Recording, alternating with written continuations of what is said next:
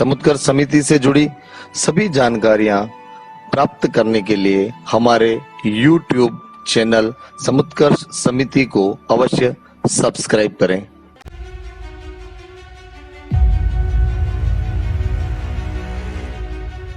काली कमली वाला द्रौपदी के चरण पादुकाओं को अपने हाथ में उठाए हुए खड़ा है। प्रणाम। हे केशव, हे कृष्ण, जिनके साथ तुम हो उनकी तो विजय सुनिश्चित है। अपने प्रति श्रद्धा रखने वाले, विश्वास रखने वाले लोगों के लिए तुम क्या क्या नहीं खेल रचाते हो। मैंने देखा है ना तुम्हें राजसूय यज्ञ में अपना अहंकार त्याग करके तुम जूठी पतले उठा रहे, अपनी शूरता का, अपनी वीरता का, अपने रण कौशल का, अपने दिव्यास्त्रों का, अपने देवता अस्त्रों का प्रगटीकरण किया। कहीं अभिमन्यु, कहीं घटोत्कच, कहीं भीम, कहीं नकुल, कहीं सहदेव, कहीं युधिष्ठिर, कहीं द्रुपद, दृष्टमन, शिखंडी, अलग अलग लोग अलग अलग मोर्चों पर युद्ध करते जा रहे हैं। मुझे ऐसा युद्ध नहीं चाहिए। मुझे युद्ध चाहिए, प्रतिदिन एक पांडव नष्ट होना चाहिए। आपने भले अपनी शपथ ले रखी हो, किंतु ये राज्याज्ञा है। राजा मैं हूं, सेनापति को राजा की आज्ञा का पालन करना अनिवार्य। आकाश से पुष्प वर्षित होने लगे, देवता भी आकर धन्य हो धन्य हो कहने लगे। सारी सेनाएं युद्ध भूल करके विश्व पितामह के इस देवीयमान स्वरूप को देखने के लिए आ पड़े। कैसी बड़ी विडंबना है। दुर्योधन चाहता है कि मेरा वध कैसे हो, और युधिष्ठिर भी चाहता है कि मेरा वध कैसे हो। जब मेरे पुत्र मुझे जिंदा देखना ही नहीं चाहते, तो मुझे जीने का कोई मोह नहीं। अर्जुन ने मां गंगा का आह्वान किया कि आपका पुत्र इस तरीके से धराशायी है, आइए अपने पुत्र की प्यास बुझाइए।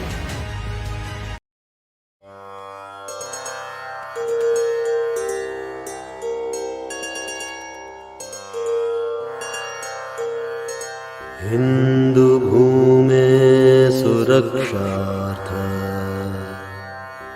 केशवेन विनिर्मितं यं संघपोषितं येन गुरुं तं प्रणमाम्यहम्।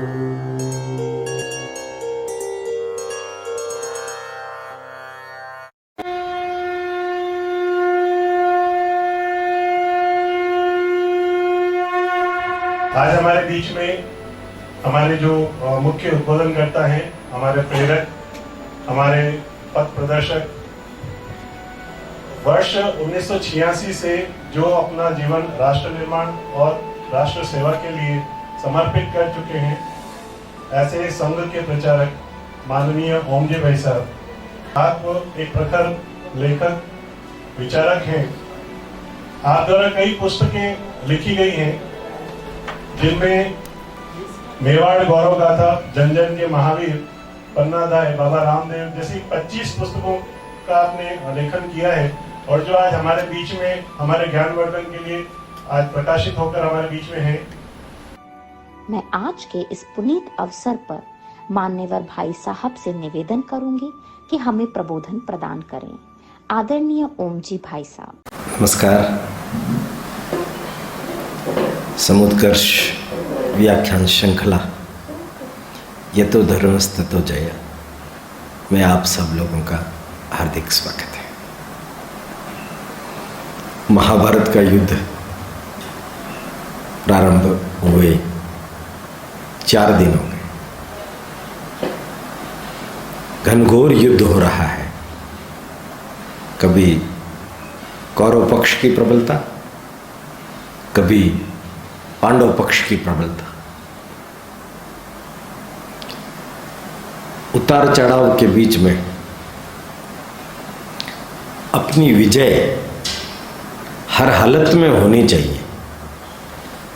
यह सोचकर दुर्योधन प्रातःकाल युद्ध भूमि के अंदर भी सायंकाल भीष्म पितामह को कुछ न कुछ ताना देकर उकसाकर उन्हें युद्ध के लिए उत्प्रेरित करते रहते हैं। युद्ध लगातार आगे बढ़ रहा है।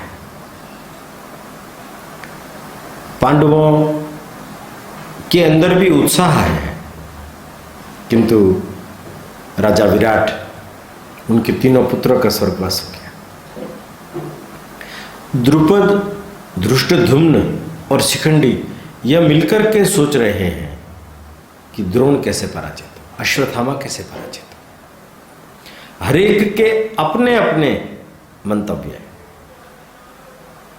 अर्जुन अभी पूरी तरह से युद्ध की लय में शामिल नहीं हो पा रहा। वो द्रोणाचार्य और भीष्म पितामह के प्रति थोड़ा कोमल है, उसके हृदय में उनके प्रति श्रद्धा है। दुर्योधन कह रहा है, पितामह आप पांडवों का वध न करें, शिखंडी से युद्ध न करें, पर द्रुपद है, पांचाल है, विराट है, संजय है, इन सब का तो नाश करें। पांडव सेना का भयंकर नाश तो आप करें। मैं अपनी पूरी शक्ति से काम कर रहा हूं पुत्र। मैं और आचार्य द्रोण दोनों पूरी ताकत के साथ में प्रतिदिन के युद्ध का पासा पलटने के लिए तैयार रहते हैं। तुम देखो, आज हम नई रणनीति से आगे बढ़ेंगे। 8वें दिन का जो युद्ध था वो इतना भयंकर युद्ध था। अर्जुन का उलूपी, नागकन्या उलूपी से उत्पन्न पुत्र ईरावान, उसने भयंकर पौरुष प्रकट किया। शकुनी के 6 भाइयों को देखते ही देखते नष्ट कर दिया। यह देखकर दुर्योधन कांप गया। दुर्योधन राजा है, किंतु उसकी मनसा हमेशा भीम को केंद्रित करते हुए उससे युद्ध करने की रहती है। भीम का पुत्र घटोत्कच भी बड़ा मायावी युद्ध करने के लिए द्रोण के समक्ष आकर के खड़ा हो गया। दुर्योधन ने अलुम्बुश, बक्कासुर का भाई राक्षस, उसको बुलाया। शकुनी को शल्य ने अपने साथ में लेकर के युद्ध के बाहर पलायन करा दिया, वरना शकुनी का प्राण ईरावान ले लेता। ईरावान को रोक पाने में कोई समर्थ नहीं है, इसलिए अलुम्बुस को सामने रखा गया। उस राक्षस ने मायावी युद्ध किया। उसके राक्षसी टुकड़ियां अलग अलग जाकर के, जैसे ठीक ढंग की न्यूज नहीं होती ना, आजकल विस्परिंग न्यूज का जमाना है ना, फेक न्यूज का जमाना है ना, उस तरीके का युद्ध कर रहे थे। कभी कह रहे थे भीम मर गया है, कभी कह रहे थे युधिष्ठिर की हत्या कर दी अलुम्बुस ने, महाराज अलुम्बुस आकाश से उतर रहे हैं, कभी कह रहे हैं किधर पीछे से आ रहे हैं, कभी कह रहे हैं इधर से आ रहे हैं। पांडव सेना किम कर्तव्य विभूड हो गई। अलुम्बुस के समक्ष सब लोग निर्बल हो गए और अलुम्बुस ने एक बड़ी भारी शक्ति चलाकर ईरावान का प्राण हरण कर लिया। पांडव सेना की बहुत बड़ी क्षति थी। यह देखकर घटोत्कच आगे बढ़ा और घटोत्कच ने उसके मायावी युद्ध का जवाब अपने मायावी युद्ध से दिया। अलुम्बुस को मरना पड़ा। राक्षस सेना उसकी भाग गई। घटोत्कच के पराक्रम को देख करके भीम को भी बड़ा आश्चर्य हुआ। मैं मेरे पुत्र को थोड़ा कम आंक रहा था, पर यह पुत्र तो ऐसा अद्भुत निकला कि इसने तो पूरे कौरव सेना को थर्रा दिया। युद्ध के बीच में ही जाकर के उलाहना देना पड़ा दुर्योधन को। सेनापति जी, हमारी सेना हार रही है, इस घटोत्कच का पराक्रम तो देखो, हमारी इस पूरी सेना को खदेड़ दिया है, हमारी सेना भाग रही है। भीष्म ने कहा शांति रखो, तुम यहां तहां जहां मन में आए वहां भिड़ जाते हो, तुम राजा हो, राजा की मर्यादा का पालन करो। मैं और द्रोण पांडव सेना को रोकते हैं। अर्जुन भी आ गए, इधर भीम भी आ गया, युधिष्ठिर भी आ गए। भीम युद्ध कर रहा है, दुर्योधन को समक्ष देख करके तीर चला रहा है, उसको घेर करके कौरवों के 4-5 महारथी मारने का प्रयोजन कर रहे हैं। दुर्योधन ने भी बाण लगा करके भीम को क्षतिग्रस्त कर दिया। उसको लगा यह मोटा अभी लुंठित हो जाएगा, युद्ध का निश्चय अभी हो जाएगा, किंतु वो भीम है। उसका कवच फट जाने के बाद में भी, शरीर पूरा बाणों से क्षत विक्षित हो जाने के बाद में भी उसने अपने बाण धनुष को त्याग दिया और अपनी गदा लेकर के उतर पड़ा। दुर्योधन के साथ में उसके भाई थे। भीम ने अब तक दुर्योधन के 16 भाइयों को तो नष्ट कर दिया है, 16 भाइयों को तो नष्ट कर दिया है। और आज के इस युद्ध के अंदर उसने द्रोण, भीष्म, दुर्योधन, शल्य, बड़े बड़े महारथियों, कृपाचार्य, अश्वत्थामा, इन सबके रहते हुए भी दुर्योधन के 9 और भाइयों को नष्ट कर दिया, धराशायी कर दिया। कुल 25 धृत राष्ट्रपुत्रों का वध भीम ने किया। उस दिन कौरव सेना बड़ी भारी रूप से क्षतिग्रस्त हुई। शाम को भीष्म पितामह के शिविर में दुर्योधन पहुंच गया, महा गुस्से में था, कुछ का कुछ बोल रहा था। क्रोध ने मर्यादा का हनन कर लिया। वो कह रहा है भीष्म पितामह को,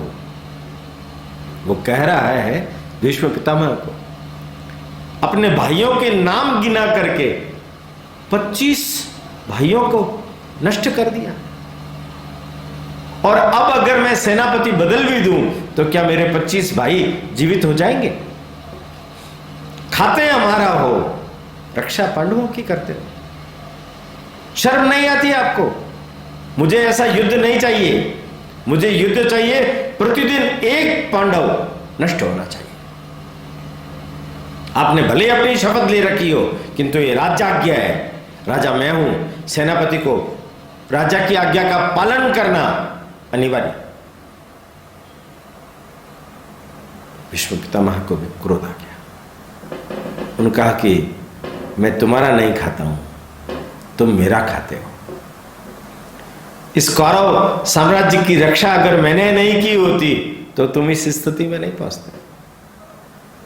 और मैंने तुम्हारे मोह के कारण से यह सेनापति पद स्वीकार किया है, तुम्हारी प्रार्थना पर स्वीकार किया है। तुमने मेरे ऊपर कोई कृपा नहीं की है। तुम चाहो तो अपना सेनापति बदल दो, मुझे युद्ध करना कोई आवश्यक नहीं है। किंतु कान खोल करके सुन लो, मैं और द्रोण दोनों पूरी निष्ठा से क्षात्र धर्म का पालन कर रहे हैं। दुर्योधन हंसा, थोड़ा संयत हुआ। उसने कहा पितामह, आप क्षात्र धर्म का पालन करते होंगे, किंतु मैं राजा हूं, मेरा एक ही उद्देश्य है, येन केन प्रकारेण शत्रु दमन। आप युद्ध कीजिए, अगर ठीक ढंग से युद्ध नहीं किया, भले नियम तोड़ दीजिए, धर्म विरुद्ध युद्ध कीजिए, मुझे धर्म नहीं चाहिए, मुझे मेरा राज्य चाहिए, मुझे मेरी विजय चाहिए। जानामि धर्मम न च मे प्रवृत्ति। दुर्योधन के लिए धर्म का कोई मायना नहीं था। वो तो पहले दिन से ही षड्यंत्र पूर्वक युद्ध के नियमों की, युद्ध संहिता की धज्जियां उड़ाता हुआ अपनी सेना के सब लोगों को पांडवों पर विजय प्राप्त करने के लिए लगा रहा है। भीष्म ने थोड़ा संयम बरता कि कल के दिन मैं अपना क्षात्र धर्म तुम्हें दिखाऊंगा कि क्या होता है। दुर्योधन चला गया। भीष्म पितामह ने सोचा क्या करना चाहिए। रोज रोज की ताने, उल्हाने, आंखों में से आंसू भी आ जाते हैं। मेरे लिए तो वो भी स्वजन है, ये भी स्वजन है, मैं तो मध्यस्थ हूं। इसलिए तो मैंने शपथ ली है कि मैं 5 पांडवों को नहीं मारूंगा। दुर्योधन कह रहा है पांडवों को नहीं मारोगे तो उनके पुत्रों को तो मारो, पांचालों को तो मारो, संजयों को तो मारो, मत्स्यों को तो मारो। मैं अपने क्षात्र धर्म का पूरी निष्ठा से पालन कर रहा हूं, पर यह समझ नहीं रहा है, कुबुद्धि है। ये न संधि कर रहा है, न शत्रु पक्ष की क्षमता का आकलन कर पा रहा है। भीम अगर इनके 25 भाइयों को मार चुका है तो भीम और भीम की पत्नी को, भीम के भाइयों को इसने क्या उलाहना दिए थे, क्या गालियां दी थी। वो लोग अपना प्रतिशोध नहीं लेंगे, उनकी प्रतिज्ञाएं साक्षी है। दुशासन के सीने को चीरकर खून पीऊंगा। दुर्योधन का जंगा के ऊपर गदा मार करके प्राण लूंगा। वो अपनी प्रतिज्ञा के अनुरूप युद्ध कर रहा है। 9वें दिन का युद्ध प्रारंभ हुआ। द्रोणाचार्य ने, भीष्म ने इतना अद्भुत युद्ध किया। अपनी शूरता का, अपनी वीरता का, अपने रण कौशल का, अपने दिव्यास्त्रों का, अपने देवता अस्त्रों का प्रगटीकरण किया। पांडव सेना ने भी डट करके मुकाबला किया। कहीं अभिमन्यु, कहीं घटोत्कच, कहीं भीम, कहीं नकुल, कहीं सहदेव, कहीं युधिष्ठिर, कहीं द्रुपद, धृष्टद्युम्न, शिखंडी, अलग अलग लोग अलग अलग मोर्चों पर युद्ध करते जा रहे थे। शिखंडी का पुरुषार्थ भी देखने लायक। धृष्टद्युम्न ने तो द्रोण को एक बार पीछे हटने के लिए विवश कर दिया। भीष्म को क्रोध आ गया।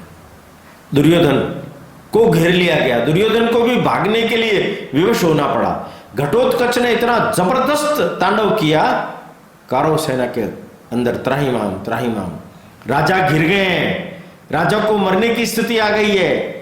राजा को बचाने की स्थिति के लिए भीष्म ने द्रोणाचार्य को भेजा, दुर्योधन को बचाओ, ये घटोत्कच उन्हें मार डालेगा। अब क्या करें? भीष्म ने अपने रण कौशल को प्रकट किया और सामने आ रहे अर्जुन और कृष्ण के रथ को बाणों से पूरी तरह से ढक दिया। पूरी तरह से कृष्ण ने अपने कौशल्य से उन बाणों के कवच में से निकल करके आगे आए और अर्जुन को कहा, क्षत्राणी इसी दिन को देखने के लिए हमें जन्म देती है। तुम्हारी प्रतिज्ञा को पूरा करने का भी अवसर आ गया है। आगे बढ़ो, भीष्म का वध करो। भीष्म पितामह पर मेरे बाण नहीं चल पाएंगे। केशव, युद्ध के तीसरे दिन भी कृष्ण भगवान रथ छोड़ करके भीष्म जी को मारने के लिए आगे चल पड़े थे। और आज 9वें दिन भी। अच्छा, तुम नहीं मारते हो तो मैं मारता। और वो आगे बढ़े। युद्ध क्षेत्र के अंदर उन्होंने घोड़े की वल्गाएं छोड़ दी और अपना सुदर्शन चक्र निकाल लिया और दौड़ पड़े। भीष्म पितामह ने हाथ जोड़ दिए, आओ केशव, मैं तो खुद भी इस क्षण की प्रतीक्षा कर रहा हूं। युद्ध से ऊब चुका हूं, तुम्हारे हाथों मरने पर मेरा कल्याण होगा। मुझे मुक्ति प्रदान करो केशव। अर्जुन दौड़े, पकड़ा, वापस लेकर के आए, मनाया, सौगंध खाई। निश्चित रूप से मैं अब वध के लिए प्रयत्न करूंगा। फिर अर्जुन का भी पराक्रम प्रकट हुआ। दोनों ने एक दूसरे के दिव्यास्त्रों का, शस्त्रास्त्रों का काट किया। संध्या हो गई, अपने अपने शिविर में लौट गए। 9 दिन पूरे हो गए। 9 दिन। आज फिर शाम को दुर्योधन भीष्म पितामह के शिविर में अचानक पहुंच गया, पूरी तरह से क्षत विक्षित। एकदम अचानक आया और आकर के एक सिंहासन रखा हुआ था, उस पर बैठ गया और बड़ी कटु वचनों से पितामह को बोलने लगा, प्रभु देख लिया आपका पुरुषार्थ, देख लिया ये युद्ध होता है, कितने शत्रुओं का दमन हुआ, कौरव सेना में दहशत फैल गई है, वो सोच रहे हैं हम हार जाएंगे। विश्व विजयी भीष्म पितामह के सेनापति रहते हुए भी मैं आपको चेतावनी देने के लिए आया हूं, अगर कल के युद्ध में हमारी विजय नहीं हुई, किसी पांडव को नहीं मारा गया, तो कोई न कोई एक महायोद्धा इस महासमर में धराशायी हो जाएगा। पितामह आप शत्रु को नहीं मारेंगे, किंतु शत्रु आपको मार देंगे, और शत्रु नहीं मारेंगे तो कोई और आपको मार देगा। इतनी बड़ी धमकी देकर दुर्योधन निकल गया। पितामह अपने सिंहासन पर सिर पकड़कर बैठ गए। क्या करे इसका, कि जानता नहीं। कृष्ण और अर्जुन को परास्त करना सरल नहीं है। पांडव मेरे लिए अवध्य है, कौरव भी मेरे स्वजन है, क्या करूं। यकायक उन्हें बोध हुआ, वो मुझे धमकी देके गया, इसका अर्थ यह है कि अब मेरा समय पूरा हो गया। इच्छा मृत्यु का वरदान मेरे पिता ने मुझे दिया था, किंतु अब मुझे कल के युद्ध में अपने स्वयं को समाप्त कर लेना है। आत्महत्या तो नहीं होगी, वीरता पूर्वक मैं अपने आप को पीछे हटा लूंगा। अब मैं ये ताने नहीं सहन कर सकता। अब मुझे अपने आप को मुक्त कर लेना चाहिए। हालांकि वो सोच रहे थे इतने में उनके पास समाचार आया कि सेनापति आपसे मिलने के लिए युधिष्ठिर, श्री कृष्ण इत्यादि लोग आए हैं।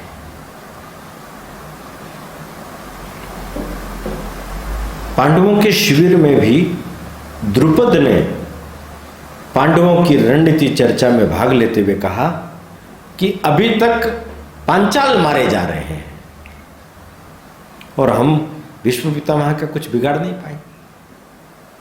जब भी शिखंडी युद्ध करने के लिए आगे आते, युधिष्ठिर उनको रोक देते, उन्हें युद्ध करने नहीं देते। उन लोगों, द्रुपद ने कहा, धृष्टद्युम्न ने कहा कि हम लोगों के हाथ बांध करके आप युद्ध कैसे करेंगे? सेनापति मैं हूं, आपने हाथ खोल ही नहीं रखे, राजा हुआ। कृष्ण ने भी कहा कि अर्जुन भी युद्ध नहीं कर रहा है, भीष्म पितामह को मारने की प्रतिज्ञा लेनी पड़ेगी अर्जुन को। अर्जुन ने कहा कि ठीक है, कल के युद्ध में पितामह ने जो संकेत किया था उसके अनुसार मैं युद्ध करने के लिए तैयार हूं। क्यों ना हम पितामह को चल करके इस समस्या का निराकरण कर लेते हैं। गए, जाकर के बैठे, प्रणाम किया। पितामह, हम एक समस्या लेकर के आपके पक्ष आए। मालूम है पुत्र, यही चाहते हो ना तुम कि मेरा वध कैसे हो। कैसी बड़ी विडंबना है। दुर्योधन चाहता है कि मेरा वध कैसे हो और युधिष्ठिर भी चाहता है कि मेरा वध कैसे हो। जब मेरे पुत्र मुझे जिंदा देखना ही नहीं चाहते तो मुझे जीने का कोई मोह नहीं है। मैं अपनी लीला को समेट लूंगा। केशव, मैंने तो पहले ही कहा है, मैं शिखंडी पर बाण नहीं चलाऊंगा। वो मेरे सामने आएगा तो मैं अपने शस्त्र त्याग दूंगा, पर मैं कायरों की मौत नहीं मरना चाहता। शिखंडी को आगे कर अर्जुन यदि मेरे ऊपर बाण चलाए तो उसके तीव्रतम, ज्येष्ठतम, श्रेष्ठतम बाणों को अपने शरीर पर झेलकर मैं वीरोचित मृत्यु का वर्ण करूंगा। हालांकि अभी दक्षिणायन चल रहा है और मुझे इच्छा मृत्यु का वरदान प्राप्त है, तो मृत्यु तो मुझे नहीं होगी। मृत्यु में उत्तरायण में आह्वान करके यमराज को बुलाऊंगा। तब तक मैं युद्ध देखता रहूंगा, गति देखता रहूंगा काल की। कल के युद्ध में शिखंडी को आगे करके आप लोग इस मंतव्य को पूरा कीजिए। चले गए ये लोग। दुर्योधन को यह समाचार मिला कि पांडव आए थे और भीष्म पितामह से कुछ चर्चा करके गए। वो गुस्से में भर करके पितामह के समक्ष फिर आया और बहुत उलट सुलट बोलता रहा। उसके अनर्गल प्रलाप को सुनकर के एक बार की तो भीष्म को भी क्रोध आ गया। उन्होंने कहा कि आपकी होगी प्रतिज्ञा कि मैं पांचों पांडवों को अवध्य मान करके युद्ध कर रहा हूं, किंतु कल आपको पांडवों को मारना होगा। अगर ऐसा ही है तो ठीक है, तुम्हारी पत्नी भानुमति को प्रातः ब्रह्म मुहूर्त में मेरे पास भेज देना। कल मैं पांडवों को समाप्त करने की प्रतिज्ञा लूंगा। कृष्ण भगवान के गुप्तचर सर्वत्र थे। उन्होंने देखा, उन्होंने सूचना दी। कृष्ण भगवान रनिवास से द्रौपदी को बुलवाए और प्रातःकाल ब्रह्म मुहूर्त में स्वयं द्रौपदी को लेकर के चुपके से भगवान भीष्म पितामह के द्वार पर जाकर के खड़े हो गए। द्रौपदी ने अपनी पादुकाएं वहां खोली थी, भगवान ने उठा ली। द्रौपदी को कहा चुपचाप जाना और भीष्म पितामह के जैसे ही सैया त्यागने का वक्त हो, वो बैठे, तब तुम प्रणाम करना, बोलना कुछ मत, केवल प्रणाम करना। भगवान काली कमली ओढ़े हुए द्रौपदी के चरण पादुकाओं को अपने हाथ में लिए हुए खड़े। अंदर द्रौपदी चली गई। जैसे ही भीष्म पितामह उठे, नारायण नारायण, द्रौपदी आगे बढ़ी, झुक करके प्रणाम किया।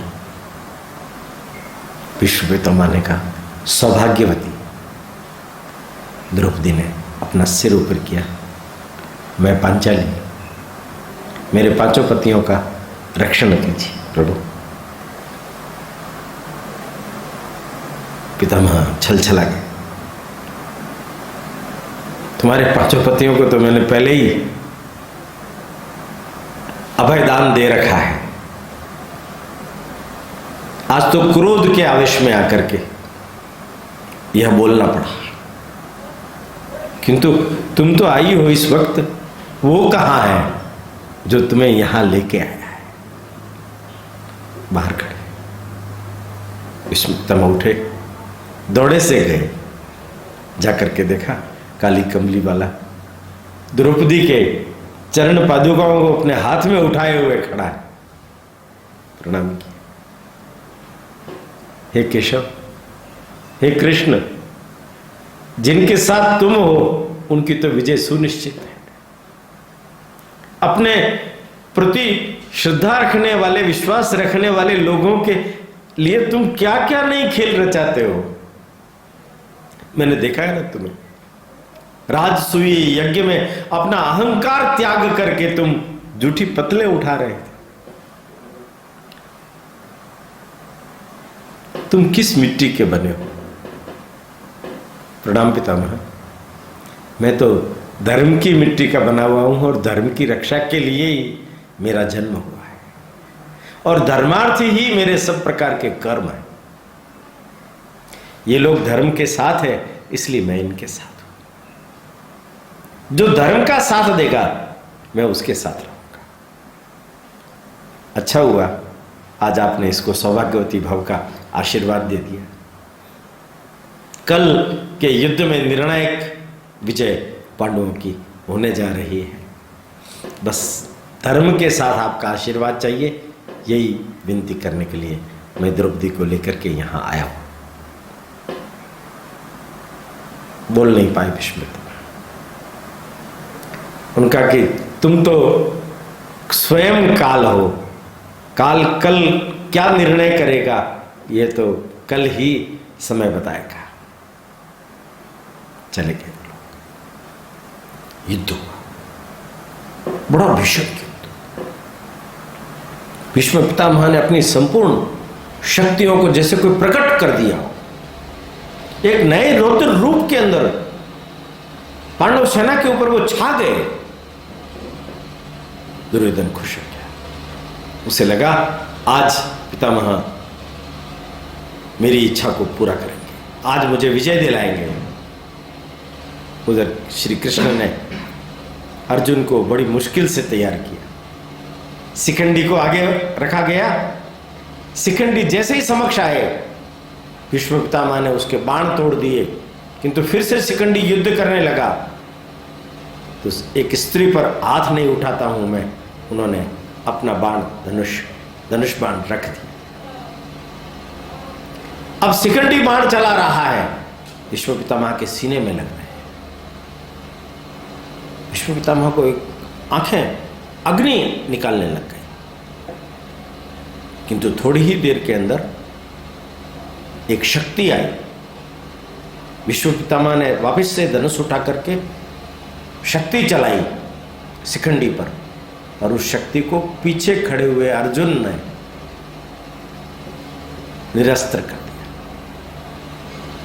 पितामह समझ गए अर्जुन है पीछे, और अर्जुन ने जो बाण चलाए तो पास खड़े दुशासन को भीष्म पितामह ने कहा, ये जो बाण है ये शिखंडी के बाण नहीं है। शिखंडी के बाण भीष्म पितामह से अपने प्रतिशोध ले सकते हैं, क्योंकि शिखंडी किसी समय में अंबा था, वरदान पाकर परशुराम का फिर से जन्म लिया है। वो अपनी इच्छा पूर्ति कर रहा है। रंग दुनिया के बड़े अजीब है। अंबा प्रतिशोध ले रही है भीम से शिखंडी बनकर, और अर्जुन तीर पर तीर चला रहे हैं। नख से सिख तक नीचे एक एक जगह पर भीष्म पितामह को बींध दिया है। पितामह नीचे उतर आए, ढाल लेकर के चलने लगे। ढाल काट दी गई, एकदम निढाल हो गए, और भीष्म पितामह जैसे जमीन पर भूल लुंठित हुए, तीर आर से पार हो जाने के कारण वो जमीन को न छू पाए, सरसैया पर जैसे लेट गए हो उस तरीके से भीष्म लेट गए। आकाश से पुष्प वर्षित होने लगे, देवता भी आकर धन्य हो कहने लगे। सारी सेनाएं युद्ध भूल करके भीष्म पितामह के इस देवीयमान स्वरूप को देखने के लिए आ पड़े। संध्या काल हो चुका। 10वें दिन कौरव सेना के महासेनापति भीष्म का पतन इस तरीके से, गर्दन लटक गई। पितामह आसपास जो लोग खड़े थे उनको कहने लगे, हे राजाओं, मेरी गर्दन लटक गई है, मुझे कुछ सिर पर रखने के लिए तकिया वगैरह दे दीजिए। भगदौड़ मची। अच्छे कोमल तकिए लेकर के लाए। पितामह ने कहा, ये नहीं चाहिए, ये नहीं चाहिए। अर्जुन तुम आओ, तुम। अर्जुन आया। अर्जुन ने 3 बाणों से मस्तक को ऊंचा कर दिया। मुझे प्यास लगी है, गंगा जल लेके आए गए। पितामह ने मना कर, अर्जुन तुम कुछ व्यवस्था करो।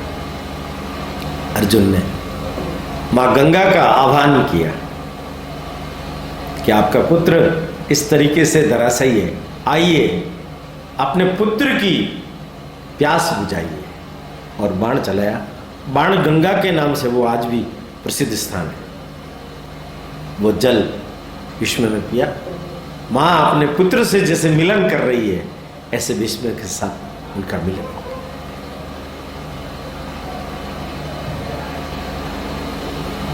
दुर्योधन आगे आया तो भीष्म ने फिर कहा, पुत्र मैं तुम्हें फिर से कह रहा हूं, मैं तो युद्ध भूमि से हट रहा हूं, आगे जो भी होगा तुम्हारे अनुकूल ही होगा, पर जिधर कृष्ण है उधर विजय है। तुम पांडवों को विजित नहीं कर सकते। स्वर्ग में तुम्हारे लिए स्थान आरक्षित है। तुम चाहो तो अब भी मौका है, संधि कर सकते हो। जैसे रोगी को कड़वी दवा से परहेज होता है, मृत्यु सामने दिख रही है तो भी वो नहीं लेता उसको, ऐसा ही दुर्योधन उस सलाह को न लेते हुए चला गया। कर्ण ने भी सुना, वो भी दौड़ा हुआ है आकर के पितामह प्रणाम करता, आओ पुत्र। पितामह आपने मेरे साथ में हमेशा ही अन्याय किया है, मुझे उपालंब दिए गए, मेरा दर्प दूर करने का प्रयत्न किया। पुत्र तुम अभी कह रहे थे कि राधा पुत्र कर्ण आपको प्रणाम करता है। तुम जानते हो, मुझे देवऋषि नारद ने बताया कि तुम कुंती पुत्र कर्ण, तुम सूत पुत्र नहीं हो, क्षत्रिय। जानता हूं, अब भी मौका है, अब भी मौका है पुत्र। मैं तुम्हें विजय का आशीर्वाद तो दे सकता हूं, पर तुम पांडवों में ज्येष्ठ हो, पांडवों के हित के लिए प्रयत्न करो। दुर्योधन का साथ छोड़। मैंने तुम्हारे को हमेशा ही दर्प को चूर करने का प्रयत्न इसीलिए किया कि तुम इस अधर्मी का साथ दे रहे थे। कर्ण ने कहा, पितामह आप भी तो अधर्मी का ही साथ दे रहे थे, उसी के तो सेनापति थे, जिसने आपको सब कुछ दिया, जिसने मुझे सब कुछ दिया, उसके हित को छोड़ करके मैं कैसे बाहर हो जाऊं। ठीक कहते हो पुत्र, तुम शूरवीर हो, योद्धा हो, दानवीर हो। तुम यह बात सोच सकते हो, कोई बात नहीं, तुम दुर्योधन की रक्षा के लिए, उसकी विजय के लिए उसकी तरफ से लड़ते रहो। अब कोई बाधा नहीं है, तुम्हारी प्रतिज्ञा में भी जब तक मैं हूं तब तक तुम युद्ध नहीं करोगे, अब तुम युद्ध कर सकते। दुर्योधन को विजय दिलाओ, जाओ। कर्ण लौट गए, भीष्म पितामह का अवसान हो गया। 10 दिन युद्ध के पूरे हो गए, अब केवल 8 दिन और बचे हैं। उसमें युद्ध की आगे की व्यूह रचना किस तरीके से रहती है, कैसे युद्ध होता है, कैसे धर्म की हानि करने का प्रयत्न किया जाता है इस धर्म युद्ध में, और कैसे श्री कृष्ण के द्वारा धर्म की संस्थापना के लिए दुष्ट दलन करके, शत्रु मर्दन करके धर्म की रक्षा की जाती है, पुनर्स्थापना की जाती है। ये हम आगे के एपिसोड में सुनेंगे। तब तक के लिए मैं आपसे विश्राम, प्रणाम। समुत्कर्ष समिति से जुड़ी सभी जानकारियां प्राप्त करने के लिए हमारे YouTube चैनल समुत्कर्ष समिति को अवश्य सब्सक्राइब करें। आप सभी का समुत्कर्ष समिति के प्रति यही स्नेह और आत्मीय भाव बना रहे। धन्यवाद।